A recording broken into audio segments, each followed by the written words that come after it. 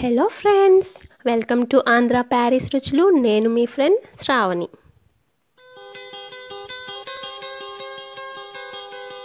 ఈ వీడియోలో మనం టమాటా కెచప్ ఇంట్లోనే ఎలా తయారు చేసుకోవాలో చూద్దాం. ఇక్కడ రెడ్ కలర్లో ఉన్న టమాటాలు తీసుకుందాము. పండిని తీసుకోవాలండి. బాగా రెడ్ కలర్ ఉంటే మనకి సాస్ రెడ్ కలర్లో వస్తుంది. వాటిని శుభ్రంగా కడుక్కొని ముక్కలుగా కట్ చేసుకొని ఉడకపెట్టుకుందాం. ఇందులోనే కొంచెం చింతపండు, ఒక యాలక్కాయి, ఒక లవంగా, చిన్న చెక్క ముక్క వేసుకుందాము. కొంచెం నీళ్లు పోసుకొని ఒక చిన్న గ్లాస్తో నీళ్ళు పోసుకుంటే సరిపోతుంది. కుక్కర్లో ఉడికించుకుందాము. 3 విజిల్స్ వచ్చేంత వరకు ఉడికించుకోవాలి.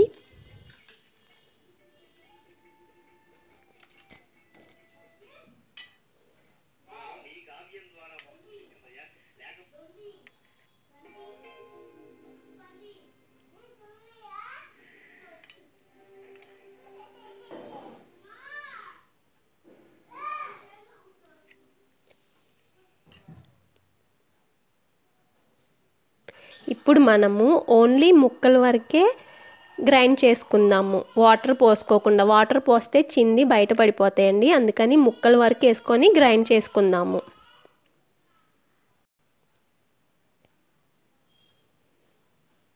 ఇప్పుడు ఇందులో ఇందాక చెక్క, లవంగా, చింతపండు వేసాం కదండి, అది ఊరికే కొంచెం స్మాష్ చేసుకుందాం, జస్ట్ ఫ్లేవర్ కోసం.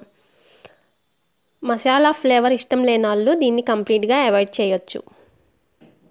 ఇది కంప్లీట్గా ఆప్షనల్ అండి. లైట్గా వాటిని స్మాష్ చేసుకొని పక్కన పడేద్దాం.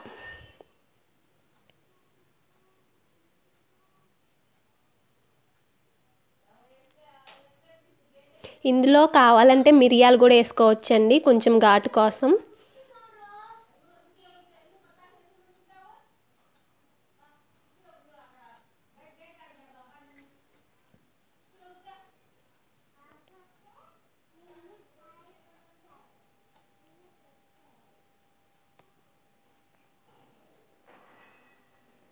చిన్నపిల్లలు సాస్ని బాగా ఇష్టంగా తింటారండి.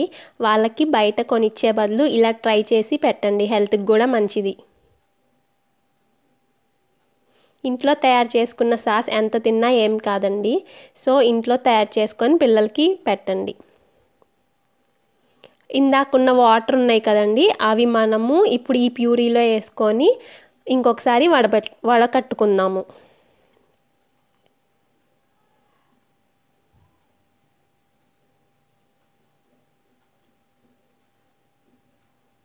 ఇలా వడబోసుకోవడం వల్ల మనకి టమాటా ప్యూరీ అనేది స్మూత్గా వస్తుంది.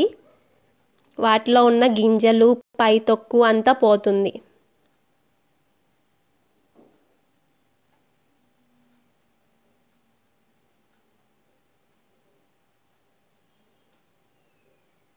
చూడండి, ఇదంతా వేస్ట్ అన్నమాట.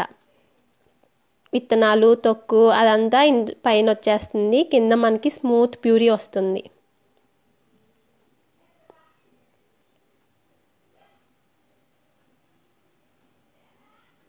స్ట్రైనర్ కింద కూడా అతుక్కొని ఉంటుందండి, అది కూడా తుడుచుకొని వేసుకోండి.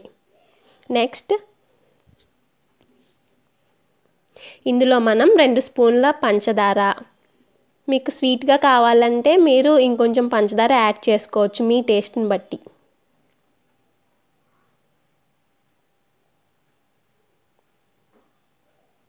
ఒక 1/2 స్పూన్ ఉప్పు కూడా వేసుకుంటున్నానండి.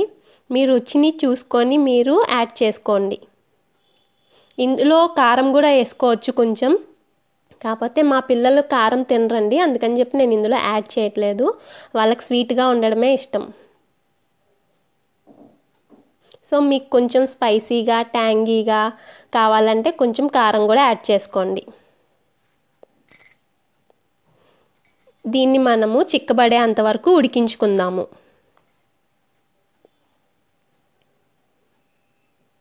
Medium to high flame adjust చేసుకుంటా తిప్పుకుంటా ఉడికించుకుందామండి.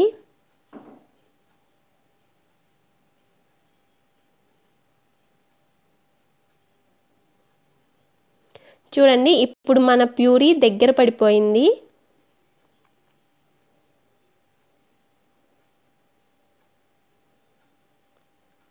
ఇందాక మన స్పూన్ ఇలా అనంగానే జారిపోతుంది, ఇప్పుడు కొంచెం చిక్కబడిందండి.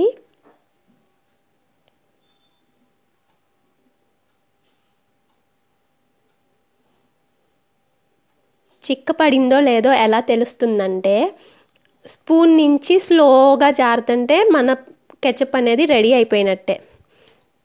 చూడండి ఇందాక జారినంత ఫాస్ట్గా జారట్లేదు, లైట్గా జారుతుంది. సో మన కెచప్ అనేది రెడీ అయిపోయింది. అంతేనండి, ఎంతో సింపుల్గా ఈజీగా టమాటా కెచప్ రెడీ అయిపోయింది. దీన్ని మనం దోశల్లోకి, చపాతీలోకి, అలాగే ఏదైనా స్నాక్స్ ఐటెంలోకి కూడా తీసుకోవచ్చు. పిల్లలు కూడా చాలా ఇష్టపడతారు టమాటా కెచప్ని. అంతేనండి, మీరు కూడా ఈ రెసిపీని ఒకసారి తప్పకుండా ట్రై చేసి మీకు ఎలా అనిపించిందో నాతో షేర్ చేసుకోండి. ఈ వీడియోలో ఈ రెసిపీ కనుక మీకు నచ్చినట్టయితే లైక్ చేయండి, షేర్ చేయండి, అలాగే సబ్స్క్రైబ్ చేసుకోండి. పక్కనే ఉన్న బెల్ ఐకాన్ని కూడా ప్రెస్ చేయండి. మళ్ళీ మనం నెక్స్ట్ వీడియోలో కలుద్దాం. అంతవరకు టేక్ కేర్, బాయ్.